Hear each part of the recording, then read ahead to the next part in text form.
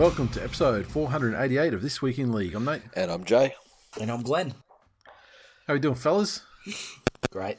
Sorry. Chilly winter's night. That's it. It was a bit of a later start tonight. I had to tuck the kids in and tell them if they didn't go straight to sleep, the Finchy man had come and get them. Oh, my days. Yes. Well, They'll end up in the group chats. It's one of those, that's it. They might be, I don't know. I mean, are they in the sweet spot?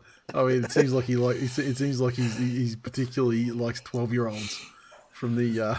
So, like, I mean, I'm thankful because and Glenn, I guess, to an extent as well. I mean, because our eldest are both aged out of that, and my other child's a girl, which doesn't appear to be what he's aligned with his taste. So, I feel pretty comfortable about the prospects of my kids escaping that fucking asterisk premiership winning, non-alleged fucking sex offending pedophile. Yes.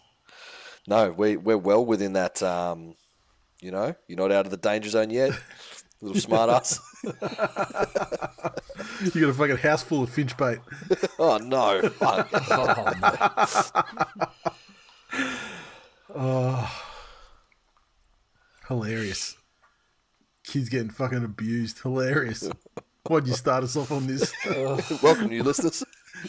Hello, goodbye. So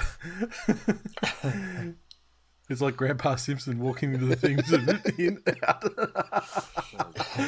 Enjoy. Enjoy the 30 seconds that you listen to. That could be the title of the episode: House Full of Finch Bait.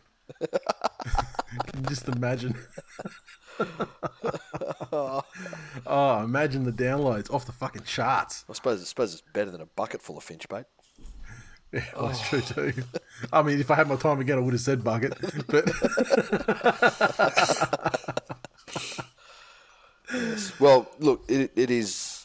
I don't know. I was going to say it's nice to see that justice works, but doesn't really. Yeah, thought or GIF. Yeah.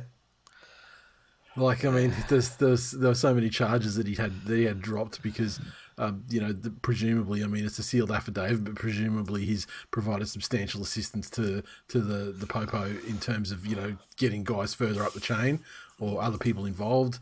And so, as a result, Which, I got to say, in thinking about it, as much as you would want every one of those to suffer to the full extent possible. Yeah. If that's what it takes to get the ones pulling the strings. Yeah. Look, yeah. I get it, but yeah, you'd like to hope that you can. Yes. Give them such high levels of fucking punishment that That's even discount versions keep them out of circulation for the rest of their lives. Yes, but again, Melbourne Storm add to their legacy. Yep. Cheating and nurturing pedos. Well done. And look, don't forget, and I'd just like the Sydney Roosters fans to recognise that we haven't forgotten he played there either. All right. So well, I mean, he's spent time at a fair few clubs, right? Yeah, not mine. Not mine either. Mine either. Sweet. It's only because he turned you down, Glenny. Even the fucking pedos won't play for us.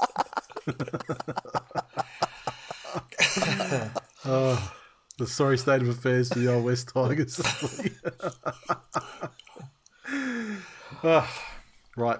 Maybe the Tigers saved Brett Finch from himself because a time where they might have been looking for his services. Luke Brooks looked 12. Yeah. Maybe so, but he would have been better going over to the Panthers because, I mean, they're obviously it's well stocked with juniors. So, I mean, he would have had much more fun over there. Now, let's get off that one and onto the first thing we want to talk about. It's a news story that hasn't actually resolved itself yet. This grand final situation. We were talking the other night when we were recording on Monday night. We're like, all right, look, we've got to get our flights together and all that shit.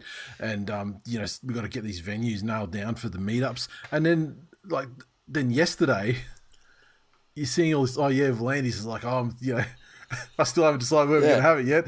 And, it could be in Queensland. I'm like, thank fuck we didn't buy tickets for anything. But, I mean, it also does slow us down from like nailing all these things together, and we're only like 5 or 6 weeks out here. So it's just a fucking shit way to do business to start with, Peter. But also fucks us over too, because everything gets more expensive. The more days pass before the decision's made, the more it costs us. Unless if they put it in Queensland, at which point it's fucking great. They'll probably be fucking booking flights as they sit down for the grand final breakfast. Yeah.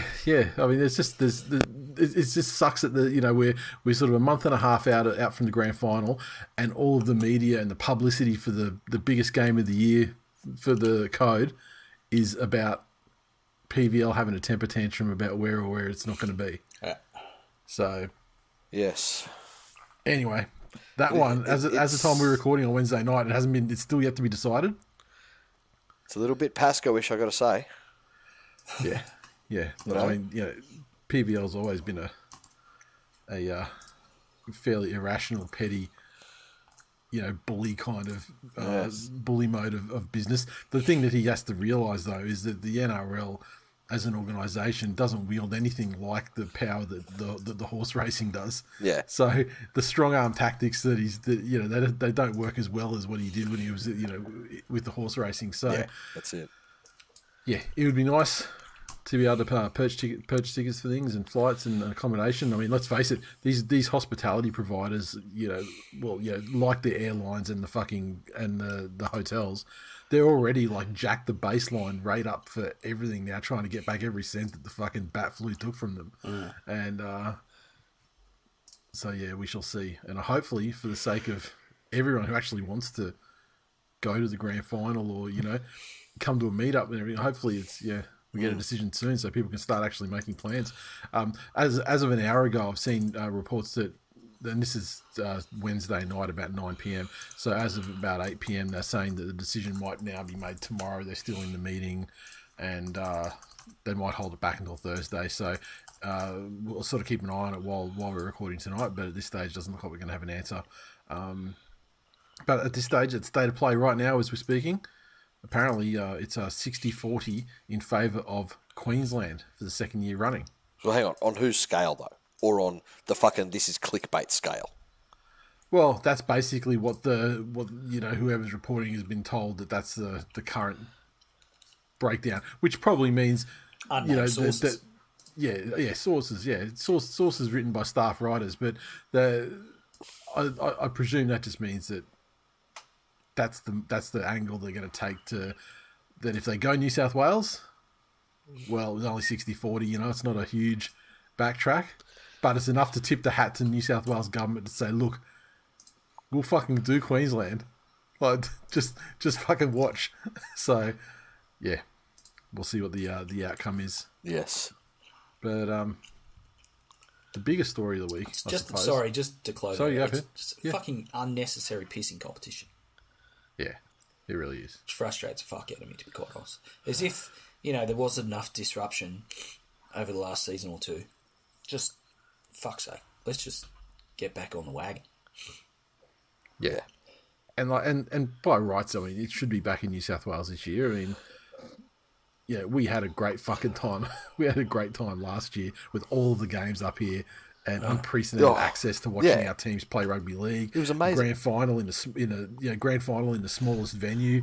Yeah. The grand final is seen for a while. Give us a worst pee kind and of all the rest. being, Nathan.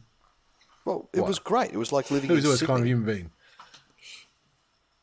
Did you say I'm the worst kind of human being? Yes, I did. Why am I the worst kind of human being? It was in the we aren't just talking about and Brett it Finch, you just- fucking piece of shit. Yeah, that's right. That's right. I said what I fucking said. Yeah, Just so inflammatory shit just to get What's it- people what's that are inflammatory? passionate about Hang the on. fucking Suncorp. All he said was listen that we to me, got you to see bald our fucking teams little play a lot of freckle. games. No, you clearly pay more attention, cunt. He threw a little Easter egg in there. He knows what he did. Look at his face. No, it wasn't an Easter egg. I said it was fucking watching a grand final in the smallest venue because I've been to like fucking 10 grand finals, man, in 80,000 seat fucking cavern. And now we get to see it in a 50,000 seat rectangular fucking stadium. It was fucking awesome. You've been there. I mean, the time that they can't always be. You can't always watch Ben Hunt fucking drop it from the safety of a corporate fucking box. Glennie, That was 2015. 2015 was dope as fuck. But let me tell you, the other times, was 2015 Power Spew year? I can't remember now. For you, yeah I think 2015 was your last one. Yeah, I know, but was that Power Spew year or was it the year before? Yeah, it was. I'm pretty sure it was. Or it might have been the year before. Oh, no, the year before was the one where you fell asleep in the cab on the way to the game. Yeah. Because 2016 I have no memory of the actual game. Yeah. I can remember parts of the game. Actually, my memory is actually astoundingly good for 2016, considering the fact I got RSA'd at like 2 o'clock in the afternoon and kept fucking going for the duration. Jesus. There we go. Finishing up somewhere like fucking... So are you coming out of hibernation for the grand final? Should it be, regardless of where it is really, or are you going to be on the waters, Jay? Mate, here's the thing. I have 2 speeds. Don't fucking disappoint me.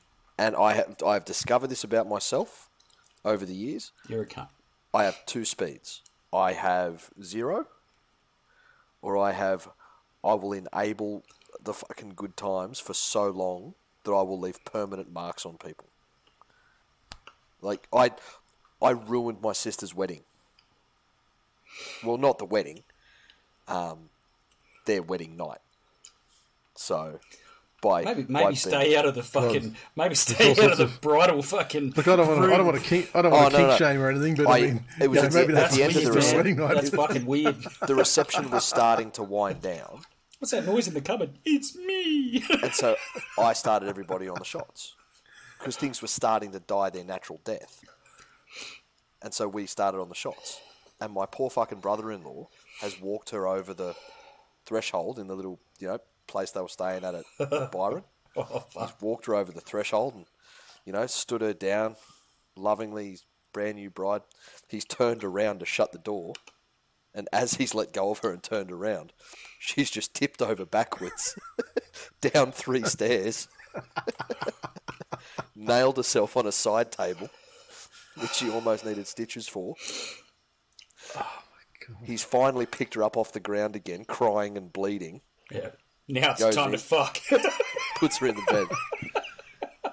And she's like, nah, I'm going to spew. I'm going to spew. And he's, go to the toilet. And she goes, no, there's a bucket here. There's a bucket. She picks it up. It wasn't a bucket. It was a gift basket that they'd been given by the Airbnb. So she's spewing into this gift basket. And it's just filtering through the fucking holes in the bottom of rattan. it. So, no, Glennie, I have 2 speeds. I have 0 and enable that.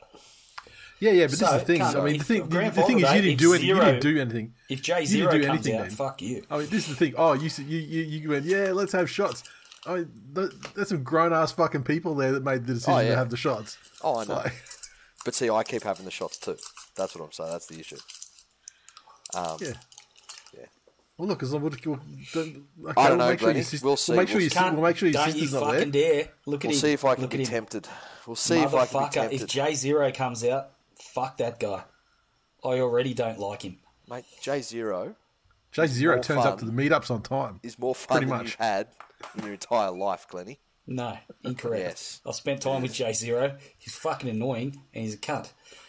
I want J100.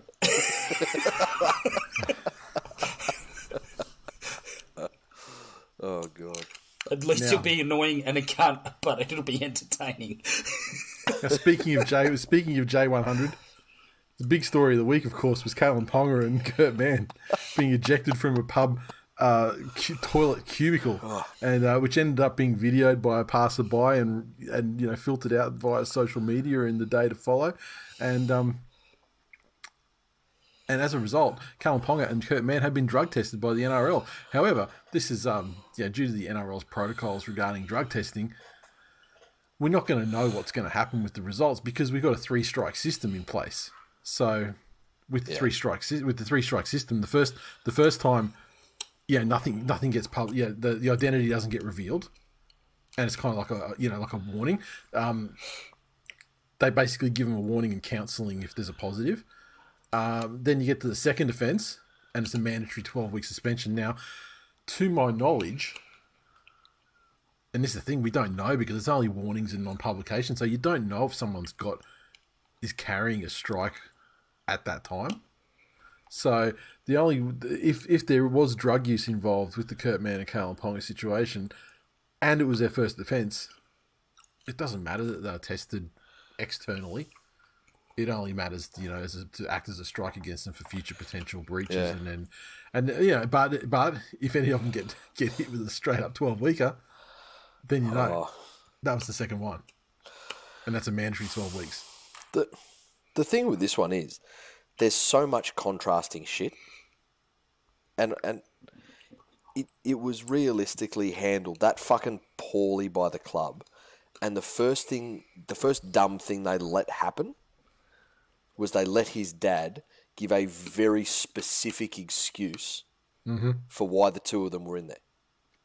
Yeah, and look, on the basic surface level, what he's done is he's created a believable narrative to make people say, okay, play on. The problem is, there's organisations, there's a club, there's the organisation for the code, and also you've got the wild card of the actual pub itself.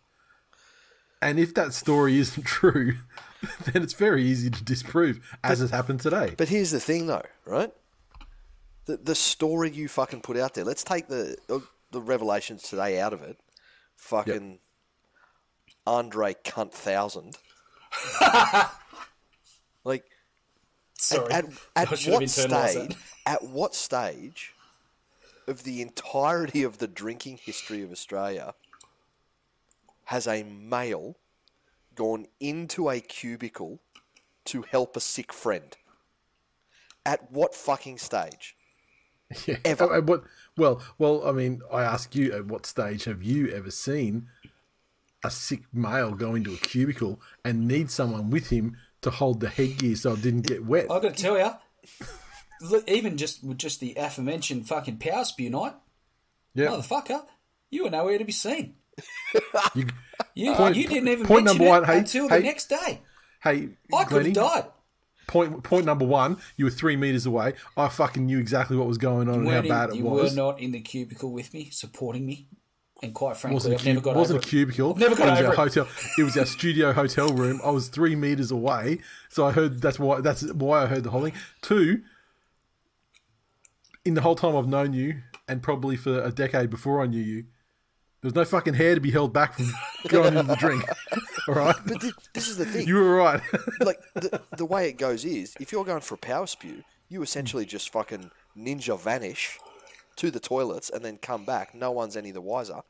If you do pipe up and go, boys, going for a power spew, someone might turn around and go, need a hand? And you go, nah, she's right. You go and do it and you fucking come back. But when they say need a hand, what they're actually saying is, do you need a hand, you little bitch? Like, they're not actually offering genuine support at this point. Or, is this the fucking, what? Fuck, I don't know. But, now, please move on to the revelations today from the pub. Well, the pub said that, look, they were very specific. Like, they arrived at 10:50 p.m. and they were ejected by 11:15, and neither of them had any outward displays of drunkenness or exactly, because why anything like. Yeah. Do you know how much shit that a fucking venue potentially gets in for serving somebody enough alcohol that they're in their power spewing?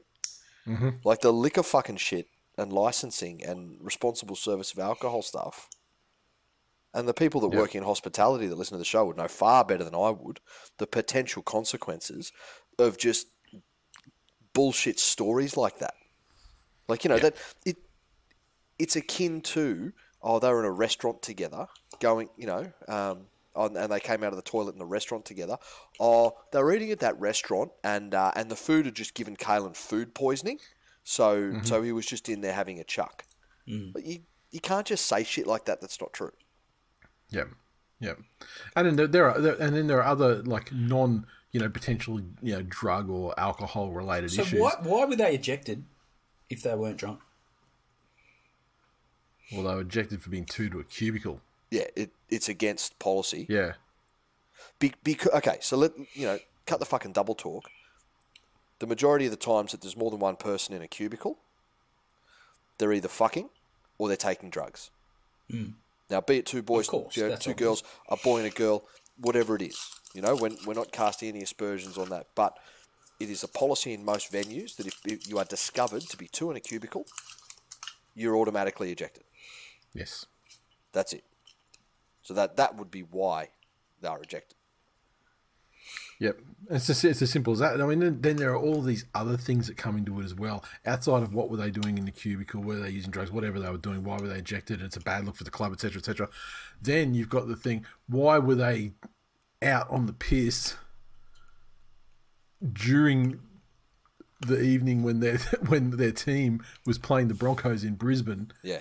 And they probably should have been at home watching the game, or at the Leaguesy watching the game, or at the somewhere with the especially a guy who's on $1 million a year, supposed to be a leader in the club. What happened to injured players travelling with it? Is there? I was thinking about that today. The only thing I could come up with is there something now where like the air travel or the pressures up there are no good for healing or whatever the fuck it is. Is it... The National Rugby League is not a sport that is flush with cash, and they can't be taking non-potential playing squad players on interstate trips. That's probably what it comes down to. But even if it's your captain, yeah, fuck, okay, yeah, you got a captain. You've got a captain. There's a captain for the name for the week. Yeah, and so. This is the thing. I mean, so not only do you have that, but then you've got all these these additional culture things. Because then you had a situation where Bradman Besson and Ari TWiL were dropped for a week because they were late to the team bus for that game, and they say that it wasn't that much, but the standards to uphold and blah blah blah. So for some players, yeah, but I mean, like I would expect. If you got the captain of the club paid $1 million a year, you would expect him to be sitting at home or, doing something with the boys. I mean, for starters, he's on concussion protocols in the recovery group. He shouldn't be drinking in the first place. And there is numerous situations, examples in the past where players who have been coming back from like a hamstring or, whatever, caught drinking and have been punished accordingly by the clubs. So... It's just such a bad look for Ponga, particularly with the money and his future. This is right at the start of that deal too, and I'm honestly at the moment it's looking like he's not that leadership material that you'd be paying that kind of money to. And furthermore, that Wayne's dodged a fucking bullet at Redcliffe too, because I saw reports coming out that Wayne sort of threw down an ultimatum to him and said, look, do you want to find out how good you can be? Or do you want to take the comfortable, do you want to take the comfortable path? And the comfortable path was staying in Newcastle and getting $1 million a year, which he grabbed with both hands. Yeah, fuck yeah. So, yeah. And not good. Any truth to the rumour that Kalen had called Kurt Mann in because he thought that he'd found his rugby league ability in the bottom of the toilet? You'd have to be more specific, because I mean that could be either. Because he's fucking shit. Yeah, I know. You don't rate your. Fucking hang on. I just got to go and log this on fucking strangeagendas.com. Just that is like Lenny. Like it's his number 2 agenda for this year. I know. First agenda, Dragons fan. Second agenda, this assertion that Kurt Mann's the worst football player ever to exist. Like daylight. 3, 4, 5, 6, 7, 8, 9. Then Brett Finch. Where's your priorities, Glenny? Everyone's going after Brett Finch. Why is it? I'm going to stick true to my fucking own homemade agendas. Man before kids, huh? Stop it now. But I would like to throw out the most damning piece of evidence that if you go and look at the photo of Kalen Ponga being escorted from the cubicle, now obviously photos get reversed and all of this shit. His what appears to be his right hand is visible in the photo. Zoom the fuck in on that right hand and tell me every single time you have seen a hand looking like that leaving a toilet cubicle, what is inside said hand? If you know, you fucking know. You don't need tests. You don't need anything. Look at the hand. Yes. Fuck me. Yeah, and you show me that picture through the week, and I agree. And it's for reasons like that the rules exist. And it's always the guy coming out with a hand like that thinks no one knows, while he's fucking trying to start a band with every person he passes on the way out of the toilets. Well, with half a fist in his pocket. Yeah. Oh fuck. More bad behaviour. Corey Norman. Old smooth Corey. It's been a little while since we've heard of him. He's been over there enjoying a hell of a time over there in Toulouse. And he has been suspended for 8 weeks and fined a couple of £100. I think it was £500 for intentionally sticking his hand up a rival player's backside in the Super League during a 32 points to 18 defeat. And he pled not guilty. He was charged with a grade F offence of other contrary behaviour, which starts at 8 weeks, I believe. And the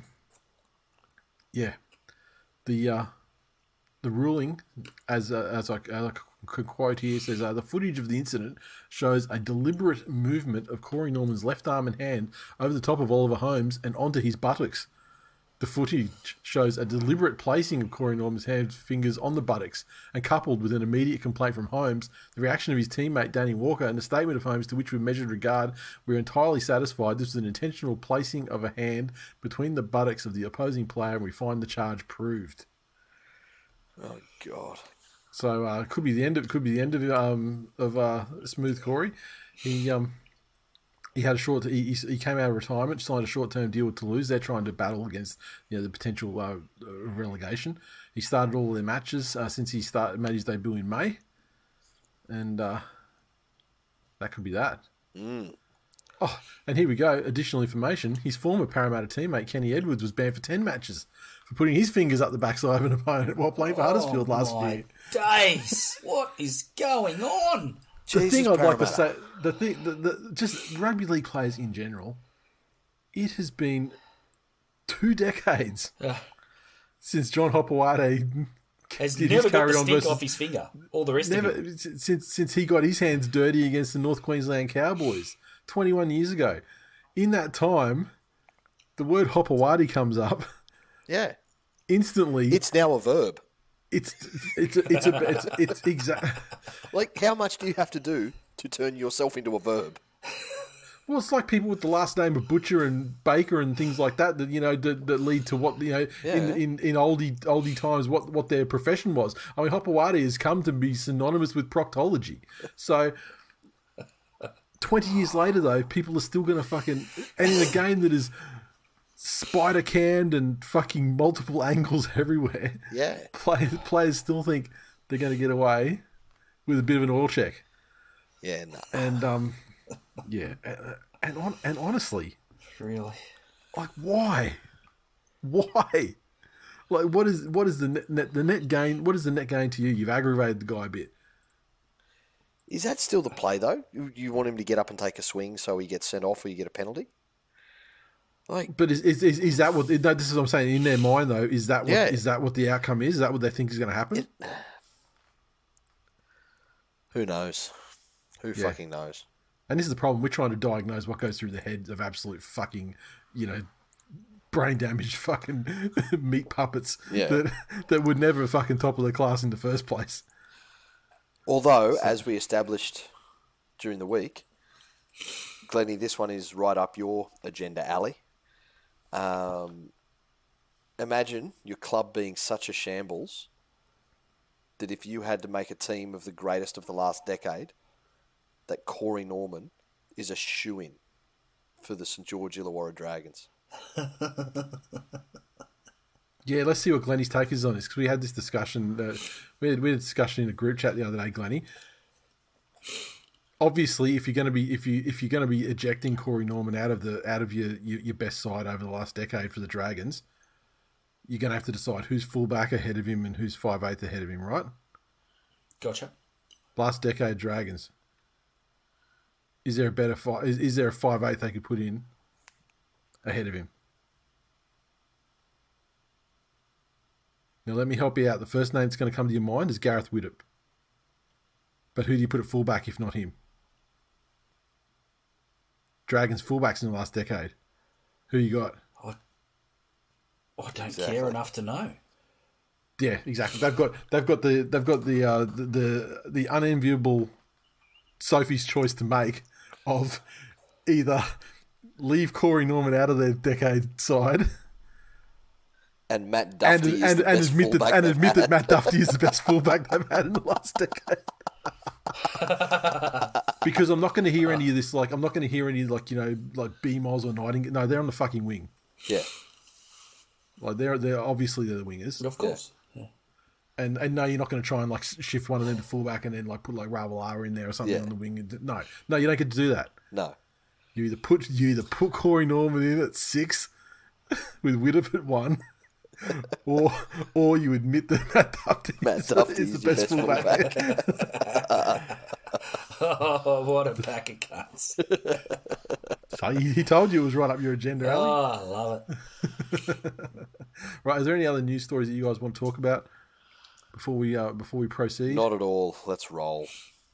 All right, I just wanted to do one more last click on the NRL Grand Final, and note there is still no action on that. So we move forward to round 23, and the games kick off with Thursday night blockbuster Grand Final rematch. The South Sydney Rabbitohs take on the Penrith Panthers at Accor Stadium at Sydney Olympic Park. The Rabbitohs side. There were a couple of injury worries with both sides, but the way I understand is I think unless there's some like last minute training accidents, they'll all be there. So Latrell will be there. Yep. Campbell Graham will return. Apollo moves to the wing. Thompson out of the 17. Ilias returns at half, and Hawkins joins Thompson in the reserves. And Saluka Fafita starts with Sele benched the Penrith Panthers side. Edwards returns at fullback. Staines is benched, and Jennings out of the 17. Why's Charlie Staines in 17? He's not really the most fucking versatile of players. Get him there to give fucking Moses Leota a spell, aren't they? Look, hopefully he's a sacrificial lamb for Cody Walker to just go off the deep end at and potentially murder. So, it's similar to the Melbourne game last week. I think this game means a lot more to South than it will for Penrith. They could be quite comfortably telling themselves that, look, we're under strength and we've got the minor premiership wrapped up, and we just need to make sure that we go through our games correctly. Obviously, they still want to try and win. But to South, this is exactly as you said, Nate, a grand final rematch. This is a chance for them to, in their heads, really come in and cement their status as a contender. Because it's plain as fucking day that they're building nicely towards the finals. Mm-hmm. But a good performance against Penrith here really sits them in that upper echelon of teams that can go all the way.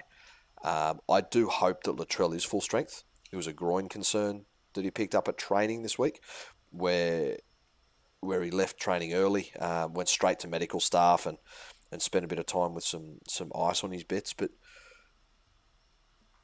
he needs to either be rested or to be fully fit. Yep. Latrell is not the guy that you play half done because he doesn't know half done during a game. Yep. And he'll go out there and do himself another fucking mischief. But and he's not the only last minute injury concern as well. I mean, Dylan Edwards and Taylor May and Liam Martin are also. That's it. Well, Liam Martin's not named, is he? They've been past fit. Has Martin been past fit too? Yeah, okay. Yeah, they've been past fit, but yeah. And it's the thing, like May as well. I mean, he was in the 20. I don't know if I haven't seen the chop down side that they did it an hour ago. But here's that thing for Penrith. If you're Penrith, do you rush anyone back at this stage? You don't need to win any games. You've essentially got the minor premiership wrapped up. You don't get anyone back that isn't absolutely crucial. But if Latrell's on a good night and he's fully fit. Yep. And if South's forwards stand up like they can against Penrith, then there's enough vulnerability in that forward pack for them to get over. Yep. Especially with with the halves that they have in there at the moment, still doing a serviceable job, but a middle of the pack serviceable job. I think South will be primed to take this one. Yeah, I mean, I don't know if the Souths can generate the kind of defence that the Storm did if the Panthers do have like a period where like the second half they're just pretty much non-stop bombarding them with attack. I don't think Souths have got the same ability to repel that. However, during periods where Souths do have the ascendancy, they've certainly got more potency to put more than 16 points on for sure. That's it. Yeah, I agree. Say anything, Lenny? I agree with all that. I think as Souths build this game, even against Penrith, who are, undermanned, Souths will still take plenty out of it should they win. Given they've blasted Parramatta last week, and 100%. Penrith's another big scalp, and it'll mean something to Souths, and it'll give them the opportunity to further pump up their own tyres as we head into the final. So, but if Penrith lose, I think they dust themselves off and they fucking keep going. Means fuck all as far as the results or whatever. They're just sharpening themselves up, and as far as the finals go, when Luai and Cleary and those guys are back. So, I think it will mean something to South, even though Penrith are down on troops. Yeah, definitely. The North Queensland Cowboys take on the Warriors in the pub slot game up there at the Abattoir in Townsville. The Cowboys side welcome back Kyle Felt on the wing. Tabuai Fido goes to the bench and Tanoa Brown out of the 17. McLean starts at prop with Hess benched. Warriors side, no changes to the side that smashed the Doggies last week. Chanel Harris-Tavita is named in the reserves on his way back from injury. Mm-hmm. And look, I mean, does anyone think that in Townsville, with top 4 positional jostling in the offing, does anyone think that the Cowboys are even going to be close? Yeah, to losing this one. No, $1.12 favourites. I think that says it all. The Warriors were, did some good things last week, but quality of opposition goes up several notches this week, and the Cowboys, I believe, will start to be tapering for the finals and sharpen themselves up. Well, this is a point where the Cowboys really do need to start tapering because they have not been impressive of late. And that defence that they sort of built the first, up to Origin on, has just gone out the window, and they're conceding way too many points at the moment. Yeah. Obviously, the Warriors aren't going to be the sternest challenge, but they can use that and say, look, we're prioritising a nil scoreline, or we're prioritising our defensive structures and having a great game and get that shit back into back where it should be, because let's face it, with the Cowboys, the points are going to come. So I think as far as the Cowboys, and I've spoken at length about their development and progression this season as into a force to be reckoned with in the competition, but the facts are that their form line over the last month is several pegs below their peak earlier in the season. Yeah. Yep. And you don't want to be playing a hell of a lot worse in August than you were in May. That's right. It should be the opposite. So, again, I'll probably back Payton to make sure that they start that upward tick and get back to where they were, if not even a little bit better attack-wise, but certainly get their defence right and deal with the Warriors easily. It is interesting. You're right, this game's a shoo-in for them. They should blitz it. But it's an interesting state of affairs, I think, where one of the big strengths of the Cowboys for most of the year was that, and I don't want to say they didn't have any leaders, but they weren't, as they previously had been relying on. It wasn't Tomalolo and a couple of other blokes. It wasn't so you just need to get out there and have fucking 40 carries and 9,000 metres. And we're good. Yeah. And maybe that's left them in a situation where if everyone's dropped down a peg, there's no one to bring everyone back up with them. So it's a very interesting situation. So who is that guy for the Cowboys, though? Is it still Taumalolo? It's still Taumalolo, but what's happened is that he's slowly changed his game at the behest of the coach to become this amazing ball playing forward as well. Instead of just being just a straight up battering ram that sort of gets 250 metres a week. and nothing, and it doesn't really create anything other than just straight up meters. I mean, he could. I'm sure that he can still be that battering ram. Sure. If he needs to be, but I think. Yeah, look, I think the Cowboys are going to win this one easily, and while I don't really rate their chances overall over the length of the competition against the Warriors, far too good. Yeah, that's it. Second Friday game, Broncos take on the Storm at Suncorp Stadium. The Broncos side unchanged from last week. The Melbourne Storm side, they welcome back Jerome Hughes in 7, and that gets Cooper Johns dropping out of the squad. Marion Seve is also out, with young Tonomapea named in the centres. Slowly but surely, the Storm are just welcoming back 1-2 players at a time. Yep. And big test for Brisbane. I mean, a win over Newcastle is nothing to write home about, and that was a win that broke, a couple of poor weeks for the Broncos. So and they still weren't great in the second half. Yeah, that's right. The Storm going to be a big test. I mean, we saw the way that their defence came back with a vengeance last week. Yep. And you could talk about how understrength Penrith were, but the fact of the matter is they were fucking hammering them for much of the second half, and the Storm repelled it. And there were teams that would be letting plenty of tries through. Yeah. From what Penrith were throwing at them last week. That's so. And I think that with Jerome Hughes back in the side, that's going to go a long way towards fixing their attack as well. Yep.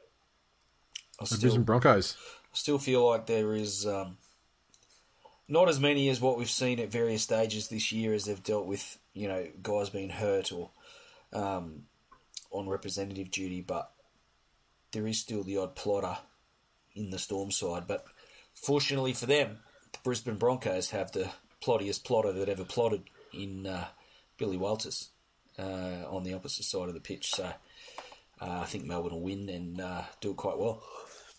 I think Melbourne will win, but Billy Walters has actually been all right for the Broncos. Even in their downside, he's been one of their better players. I was going to fucking he's Kurt Mann if Kurt Mann's dad was a coach. Jesus Christ! Okay. This is Glennie and his agenda Glenn. it's his world tour of all the little hills that he's prepared to die on. Jesus Christ! The title of this episode is Aglenda.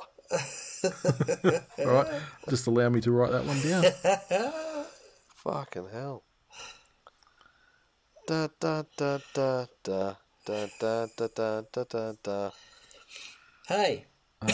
Sorry, wrong song. Oh, right. That was a reference, Glennie. Yeah, I know. Nate got it. Yeah, I didn't. I just made up my own song. That's what I do. It's like my agendas. I just created me out of fuck all. All right. Moving to Saturday, the Eels take on the Bulldogs at Combank Stadium, and the Eel side, they welcome back Mitchell Moses in the 7. So Arthur is out of the 17, and the Doggy side, same 17, but they've got Luke Thompson and Tavita Pangai Jr. as reserves. So, the Doggies last time absolutely destroyed the Eels. This time, the Eels slowly, picking themselves up, although they had a bit of a setback last week against the Rabbits. The Doggies suffered what was probably their worst defeat under the Potter era. Yep. How's it play out, Glennie? Hate to say, but I think Parramatta's going to win. Moses' back is a big one, and they'll have their sights set on the finals as well, and wanted to right the ship after last week where they were poor. So probably no better opposition than the Bulldogs, who clearly aren't on Parramatta's level, but also gave them a touch up earlier in the year. So yeah. A lot of intercepts and dumb shit like that as well from Parramatta in that game that gave the Bulldogs, a lot of points and field position. So, and there was a lot of spirit sort of carried through on top of that from the Doggies as well. It's a long season though. The Doggies haven't been playing for anything meaningful apart from evading the spoon for quite some time now, and now they're in a kind of no man's land where they can't do anything, but they also can't get they can't get the spoon or anything either. So they're kind of in this weird no man's land of playing for nothing. Yep. Really spoilers. And look, they can spoil. I mean, if they can get up in that spoiler mentality, I mean, they can make life difficult for the Eels, no question. Yep. I mean, the Eels are, one of those sides that, while I feel like the 8 is pretty much decided, they're jostling for positions and, at this stage, the Eels don't want to drop any more games in the run home. So, look, I think the Eels are going to win, though. Honestly, on paper, but on paper, they shouldn't have got flogged last time either, but honestly, if the Eels are serious, they're one of the teams that I do not rate in the finals. There's lines. I've got lines drawn all through the finalists, with a couple of exceptions. Eels are one of those ones with lines drawn through them, in my opinion. But surely, up until the final start, they've got to take care of these sides like the Dogs. Yeah, that's it. Saturday afternoon, the mighty Manly Sea Eagles take on the Cronulla Sutherland Sharks at Brookvale. The Sea Eagles side, Jason Saab out for the season with the ACL injury sustained last week. Harper returns in the centres. Kohler moves to the wing, to Jason Saab's wing. Dylan Walker in at lock with the most crucial loss with Jakey Trbojevic with a broken hand, and he is going to miss the last couple of rounds of the season. I'm sure we'll see what happens with the side when it's cut. I see Zach Fulton has made his return into the overall game squad, and it would be nice to see him get some more game time in these meaningless games as we run down towards the end of the season. But at this stage, who knows? Toby Rudolph is out injured. Hamlin Newelly comes into the starting side. Andrew Fafita on the bench. Tracy and Moylan return with Trindle, Ikavalu, and Colquhoun out of the 17. Cronulla by plenty. You'd think so. If Cronulla are serious, the Cronulla are one of the sides that I don't have a line drawn through for the finals. I think they still have a lot to offer. I think they're one of the teams that could shake up the race for the premiership and potentially make the grand final. However, if they can't beat a fucking Jake Trbojevic-less Manly side that has nothing to play for, I'm putting the line through them. Dead set, putting the fucking line through them. Yeah. They don't have old mate Talakai this time to try and run a train on Morgan Harper again, and Morgan Harper doesn't have long COVID now either. So it's a shame that they don't get that rematch back together. It's also a question about where they're going to play Harper too, because half this.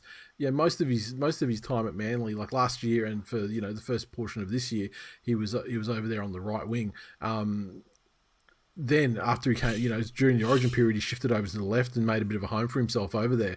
But with Brad Parker coming in last week, just due to a niggling injury to Harper, it looks like he's probably going to be back on the left and Harper back on the right again. So, look. Who fucking knows? The Sharks, by all rights, should win this game so fucking easily, and anything less than a big 13-plus win puts a line through them for the rest of the competition from me. Yeah. There you go. No way they don't blast Manly. No way. The Roosters take on the Tigers at the SCG for one of the last times, I presume. The Roosters very fucking short. I saw them this morning when I was doing my tips. They're about $1.05. I think the West Tigers were topped out about $10 at that point. The Rooster side unchanged from the side that has been building nicely over the last couple of weeks. The West Tigers, they welcome back the Queen Mary himself, Kenny Momalo. Star-Lord shifts to centre. James Roberts is out. And what a great move that is. And Seafarth replaces Peachy on the bench. Look. How about that? No Tyrone Peachy. No James Roberts. Both extremely positive selection moves. I agree. West Tigers, how are they going to win it, Glennie? And by how much? Look, I can't see any way that the Tigers don't win this game. I think it's fairly obvious that they're superior in every facet of rugby league. Seriously though, fuck.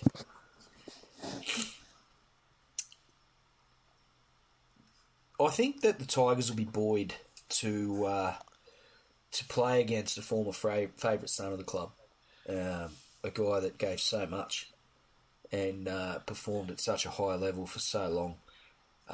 In the Tigers jersey. Of course, I'm talking about Matt Lodge. They'll be wanting to give it to him, and they'll be right up for the contest. And look, if we get within 40, it'll be a fucking moral victory for the Tigers. Look, I mean, the Roosters are. I mean, there's a lot to play for both sides. West Tigers, a win can get them away from the wooden spoon. The Roosters, a loss could send them plummeting out of the eighth. Given the rest of the draw that they have this season in the regular season. Well, we gave the Roosters lose. Yeah, I mean the Roosters lose every game. Manly win every game. Seagulls in 8th place. It's fucking like Kevin Garnett said, anything is possible. Yeah, I'm not sure Kevin Garnett ever saw the West Tigers play rugby league. And if he did, as is often the case for Kevin Garnett, he'd call them a bunch of cancer patients. Look, wouldn't you love to do that? Just like Rick and Morty style. Portal opens, take Kevin Garnett away right after he says that. Show him like just a montage of West Tigers. And then then you send him back, and he's just like, I'd like to immediately retract my previous statement. Most stuff is possible. And he's just got like this. He's just got this 1,000-yard stare. Like he's just like, just like shaking with just like a mild, mild Parkinson's shake. So Glennie, after all that, I think you said Roosters by up to 40. Is that what you meant? Right. Fuck. Sad. Isn't it sad? Does a whopping for and against get them into the finals? Who? The Roosters. Because I think they've got the advantage on for and against the Raiders at the moment. The thing is with your predictor had the Raiders finishing 2 points on the ladder ahead. That's that's the difference. They're actually on competition points they got in. It wasn't on for and against. They were on 28 versus 26, I think, at the end of it all. Round 25. Yeah, 28 points versus 30 points. Oh, okay. Yeah, so it wasn't actually a for and against issue, right? Yeah, and you're right. They've got 100-point advantage on them for and against. Yeah. So they only have to draw level with them to see. Fuck! Look at this. Roosters are still paying $1.08 to make the 8, and the Raiders are paying $4. Yeah. I mean, look, the Raiders are nothing if not inconsistent. But the Raiders have the Tigers, Manly, and who else? And the Knights. Yeah, so I mean, but they could three easily of the lose. Worst sides in the comp. They could easily lose that Manly game, though. That's the thing. They could easily do it. Oh, Gender J. and that's literally all Manly got to play for next week. That's all they got to play for is hitting the Canberra Raiders out for good. Because they win and the Raiders are gone. Okay, so the Raiders need to win all 3, and they need to probably win them well to. No, they don't. Just in case. Yeah, they do. They need to win all 3. If the Raiders don't win all 3, they don't get the 2 points ahead of the Roosters. You might need to delete your ladder predictor, mate. I'll tell you. Yeah. It's riveting. Let's talk more about the ladder predictor when the actual results change from the last time. While you do that, I'll just run through a quick stock take. Yeah, Nate, you cool. get the clock, and I'll start the clock up. Right. Sorry, Dragons. Sorry, Glenn. Tell us more about why you hate orphans. Which ones? Which ones specifically? I don't know, Malaysian ones. The Dragons take on the Titans. Why do I have to love them if their own parents didn't? Listen, we're talking about your team, Glennie. The Dragons take on the Titans in Wollongong. The Dragon side, unchanged from last week. Geez, Dragon fans must love these unchanged lineups, which include, the likes of Aaron Woods and exclude the likes of, Jaden Sullivan and Tyrell Sloan and players like this. The Titan side, Tino returns, which puts Wallace out of the 17. Neither side with much to play for, but if you're going to talk about teams that have more to play for, and that is the Gold Coast Titans, who can absolutely 100% consign the West Tigers to the 2022 wooden spoon with a win here. Oof. Look, it's a team with an absolute abject pack of cunts as a fan base, playing a team with no fan base whatsoever. And okay, that doesn't affect the on-field performances though. That's just you running more. So that's just you running more agendas.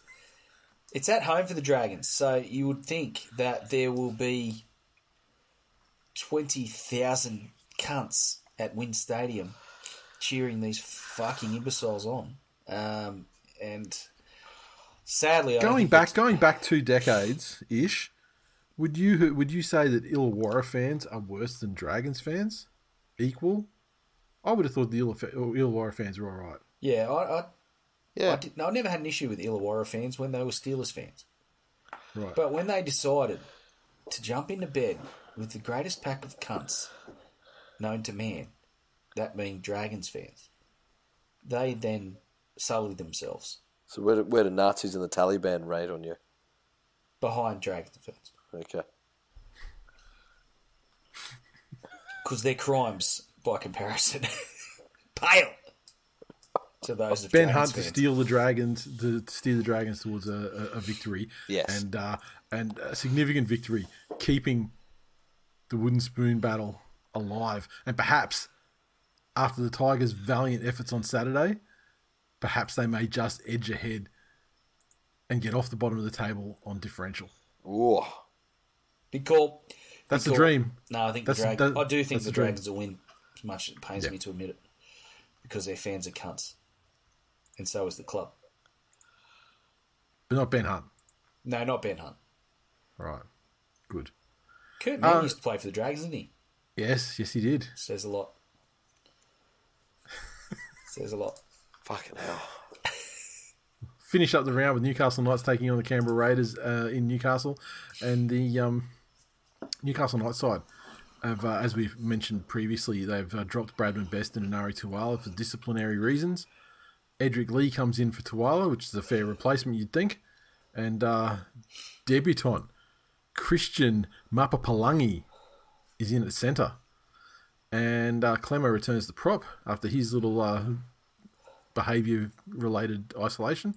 Saifidi moves to lock, Croker bench, and Sue out of the 17. The Raiders side.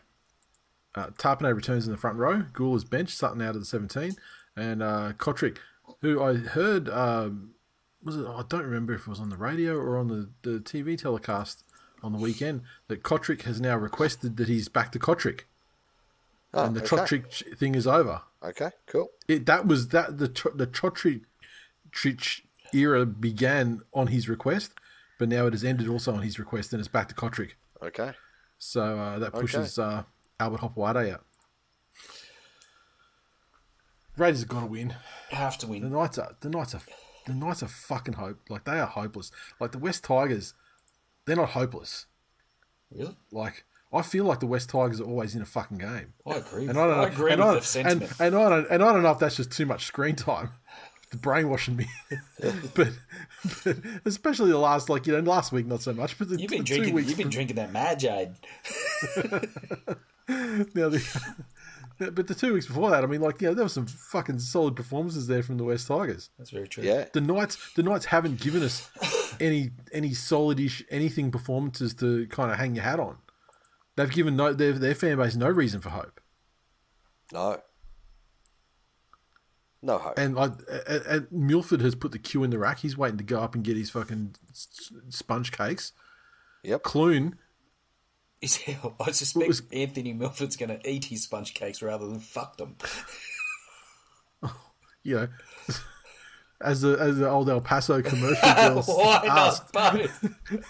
¿Por qué no los dos? Adam Clune isn't the answer for the Knights. I think that they perhaps hoped he would be when he made the shift over. He was carrying injury for a while there, but I mean, as far as I know, he's full fitness now and just not producing.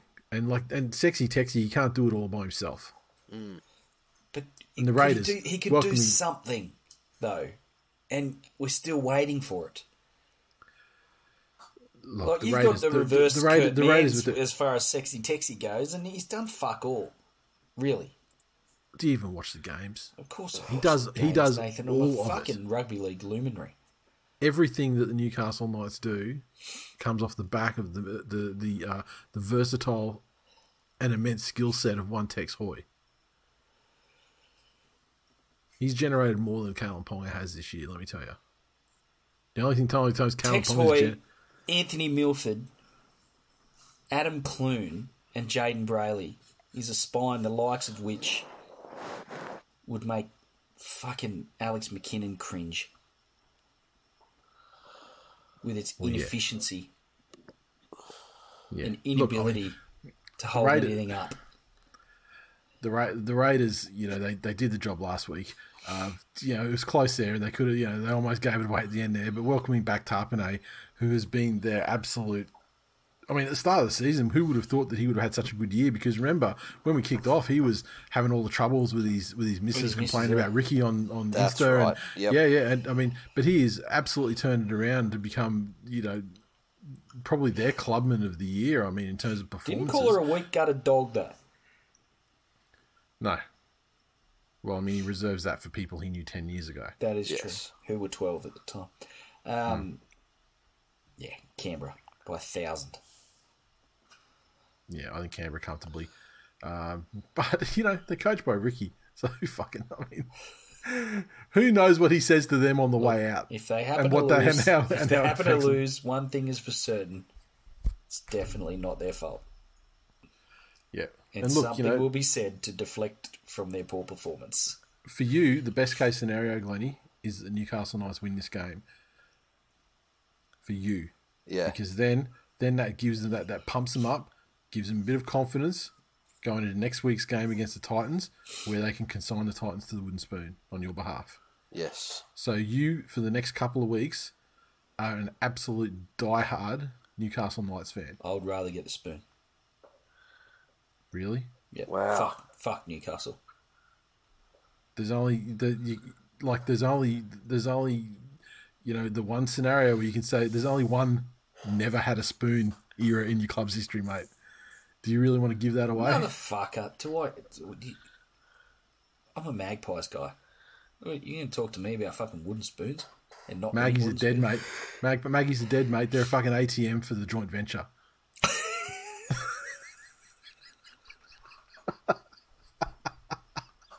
Stop living in the past, mate. The fucking irony. Stop living in the past.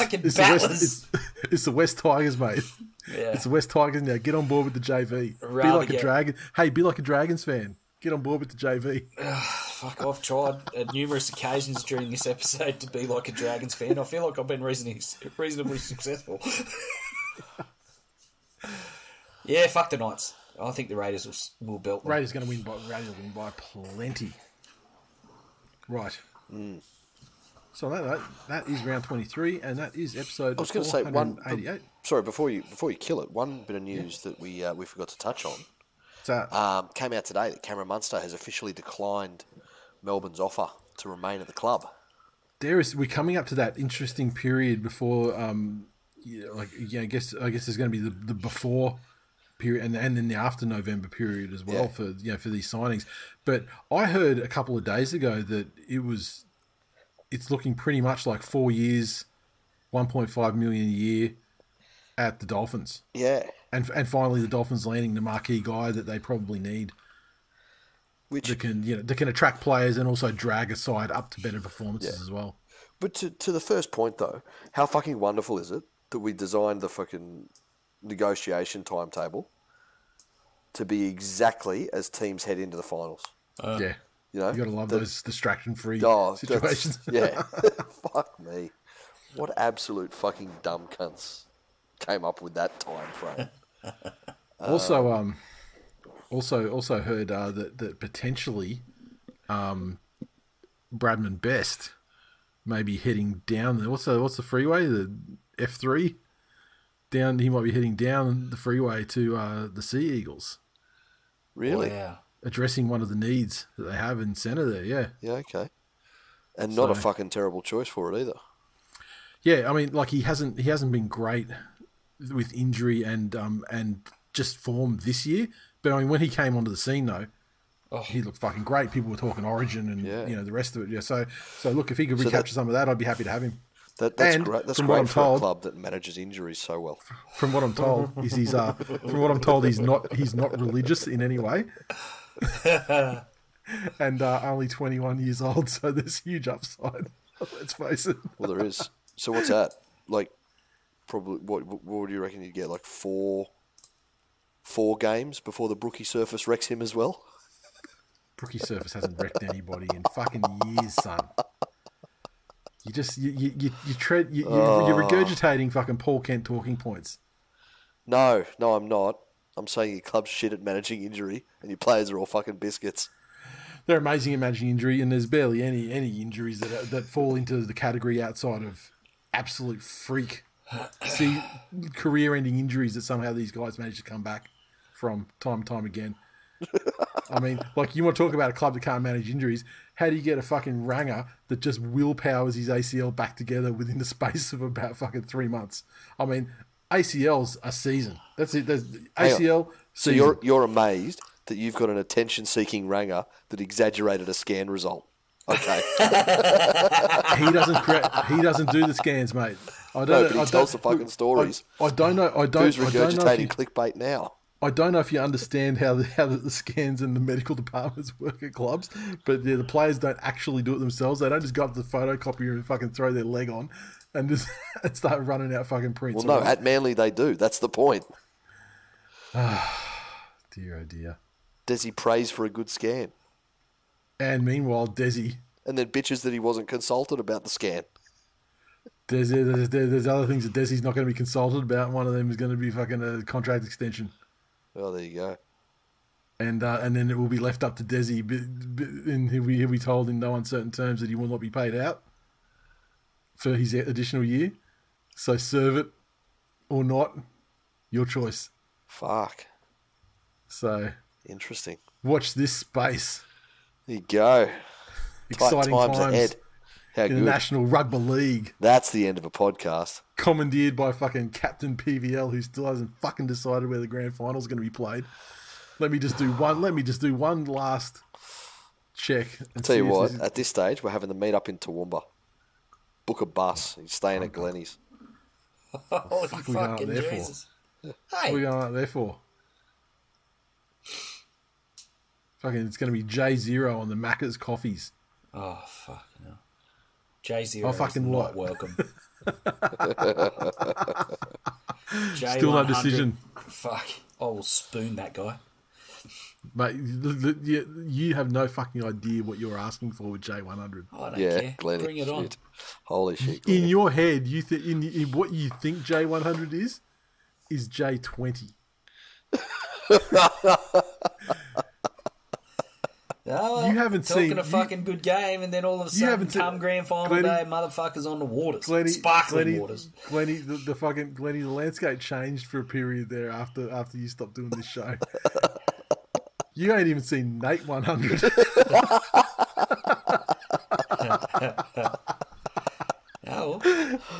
And I tell you, I'm gonna engineer Glenny 100 because you haven't seen Glenny one. You haven't been Glenny 100 either. I'm gonna break on through to the other side, Glenny.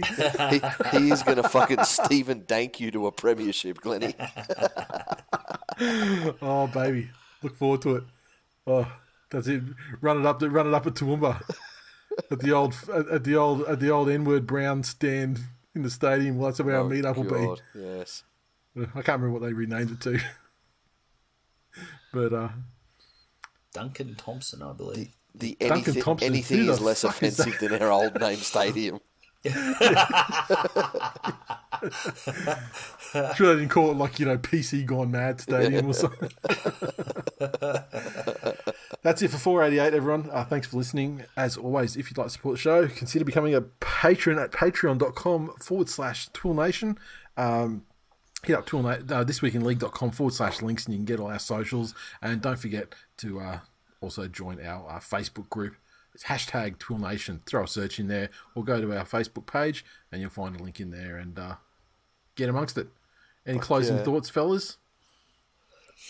Fuck the Dragons. Fuck Kurt Mann. I think you say that.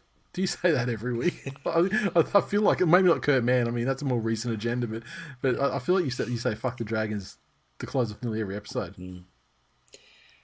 J100. Look forward to meeting you. J0, get the fuck out. Fucking hell. You know what? I don't like your chances, Glennie. Glennie, I'm going to create just an internal fucking Glenn comments that preceded unfortunate events. Motherfucker, I can just avoid you if you get too fucking full on. It's all right. I just want to see it. No, not when you can't. You don't understand. Not when you've done that much ketamine that you can see 12 of me.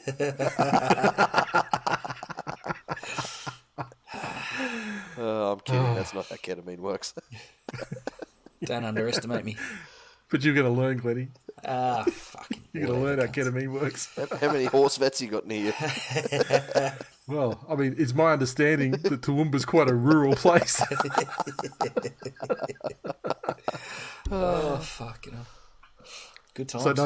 I almost want to call this J100 or something, but such a rich bounty of fucking potential titles. Anyway, on that note, thank you for listening, and we'll talk to you guys next week. Oh, Glennie, is there any chance of a member-sode on Saturday for the Tigers game? Yes, potentially. Right, cool. What time is the game again? Your game, I believe, is the Saturday night game, is it not? Let me check here. It is. It's a late game on Saturday. Oh, yeah, should be good. You would have remembered if you'd done a ladder predictor. Not a lot of predicting required when your team is the West Tigers. The prediction is second last. Fucking go, boys! The ladder just says pain. I don't understand what this means. The only spots that are on the ladder are 9 and 16. What the fuck is that? Coded this thing. All right. Talk to you boys on the weekend then. See ya.